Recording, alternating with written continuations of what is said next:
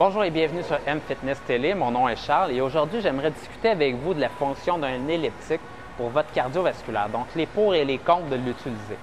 Donc, dans le premier pour, finalement, c'est qu'on utilise souvent l'elliptique pour faire différent. Donc, il y a des gens qui n'aiment pas ça courir, il y en a d'autres qui n'aiment pas ça faire du vélo.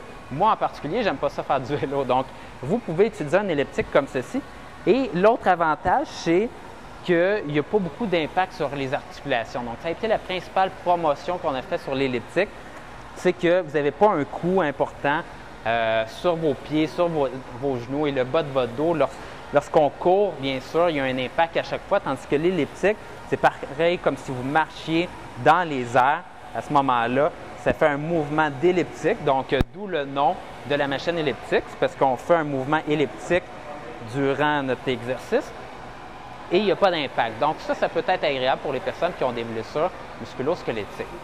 Maintenant, un des désavantages de l'elliptique, c'est que ça dépend de la conception, mais la plupart, on va avoir de la difficulté à aller à un niveau très élevé dessus. Des fois, lorsqu'on essaie de faire un sprint, comme on aurait pu faire sur le tapis roulant, on va avoir tendance à débarquer ou perdre l'équilibre sur l'elliptique. Donc, si j'essaie d'aller très vite, là, je vais aller un petit peu de côté, mon pied se soulève également et ce n'est pas tout le temps stable pour faire des intervalles intenses sur l'elliptique. Donc, je préfère à ce niveau-là, pour quelqu'un de plus avancé, d'utiliser le tapis roulant.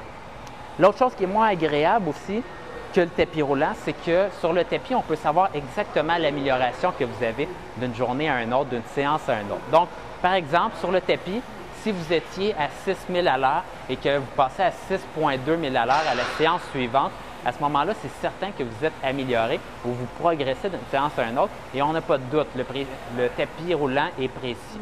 Par contre, ici, avec l'elliptique, c'est très difficile de savoir si vous progressez ou pas. Ça va être seulement votre perception personnelle et là, des fois, on se trompe, on l'a ou on ne l'a pas. Sur l'elliptique, vous allez pouvoir savoir régler l'intensité et vous allez pouvoir regarder aussi un peu là, le RPM, donc le nombre de révolutions par minute. Mais c'est difficile là, de vraiment se timer pour savoir est-ce que je progresse, est-ce que je ne progresse pas, est-ce que c'est plus facile que l'autre fois, est-ce que c'est plus difficile.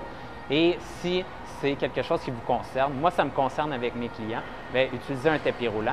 Sinon, si vous aimez vraiment plus l'elliptique pour les raisons qu'on a parlé plus tôt, donc le confort et le fait dans le fond là, que ça ne cause pas de blessures et que si vous avez déjà des blessures, que ça met moins de pression, mais à ce moment-là, vous pouvez utiliser l'elliptique.